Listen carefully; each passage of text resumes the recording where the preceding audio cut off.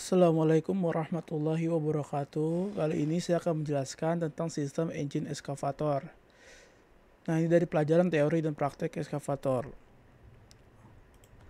Oke, saya Umar Fatinur dengan NIM 23023111084. Nah, kali ini saya akan menjelaskan 4 bagian. Yang pertama, pengertian sistem engine eskavator, yang kedua komponen utama sistem engine eskavator, yang ketiga perawatan dan troubleshooting, yang kelima ada kesimpulan.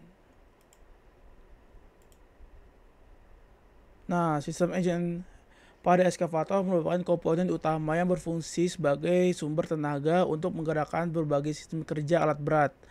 Eskavator umumnya menggunakan mesin diesel sebagai sumber tenaga utama karena memiliki efisiensi bahan bakar yang lebih baik serta daya tahan yang tinggi untuk operasional yang berat. Selain itu, tenaga yang dihasilkan mesin ini digunakan untuk menggerakkan sistem hidrolik, sistem kelistrikan, serta sistem pendingin yang mendukung kinerja alat berat tersebut. Nah, untuk komponen yang kedua ada komponen utama sistem engine eskavator. Yang pertama ada mesin diesel. Nah, mesin diesel eskavator bekerja berdasarkan siklus 4 langkah. Yang pertama, langkah hisap, yang udara masuk ke dalam ruang bakar melalui intake valve. Yang kedua adalah langkah kompresi, udara dikompresi oleh piston sehingga temperatur meningkat. Yang ketiga, langkah pembakaran, bahan bakar disemprotkan ke dalam ruang bakar dan terbakar akibat suhu tinggi. Dan yang keempat, langkah buang, gas sisa pembakaran dibuang melalui exhaust valve. Nah, yang kedua ada sistem bahan bakar. Sistem bahan bakar berfungsi untuk menyuplai bahan bakar ke ruang bakar dengan tekanan tinggi. Komponen utama dalam sistem ini pertama ada tangki bahan bakar atau fuel tank, menyimpan bahan bakar diesel yang akan digunakan oleh mesin. Yang kedua ada pompa bahan bakar, fuel pump, bertugas mengalirkan bahan bakar dari tangki ke injektor. Yang ketiga ada filter bahan bakar, fuel filter, menyaring kotoran dari bahan bakar agar tidak merusak sistem injeksi. Yang keempat ada injektor, menyemprotkan bahan bakar dalam bentuk kabut halus ke dalam ruang bakar untuk pembakaran yang optimal. Yang ketiga ada sistem pelumasan atau lubrication system. Nah, pelumasan sangat penting untuk mengurangi gesekan antara komponen mesin yang bergerak. Nah, komponen utama dalam lubrication system ini pertama ada pompa oli atau oil pump. Tugasnya untuk mengalirkan oli ke seluruh bagian mesin. Yang kedua ada filter oli, menyaring kotoran dalam oli sebelum didistribusikan ke mesin.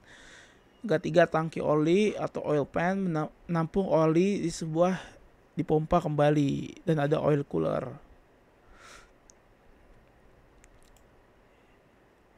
Yang keempat ada sistem pendingin atau cooling system. Eskavator bekerja dalam kondisi yang berat sehingga memerlukan sistem pendingin yang optimal agar mesin tidak mengalami overheating. Nah, komponen utama di sistem ini itu ada pertama ada radiator, menurunkan suhu cairan pendingin sebelum kembali ke mesin. Kedua ada kipas pendingin atau cooling fan, meningkatkan siklus udara di sekitar radiator. Ketiga ada pompa air atau water pump, memompa cairan pendingin ke dalam mesin. Dan yang keempat ada termostat, untuk mengatur aliran cairan pendingin berdasarkan suhu mesin. Dan ada reservoir. Dan yang kelima ada sistem pembuangan atau exhaust mesin.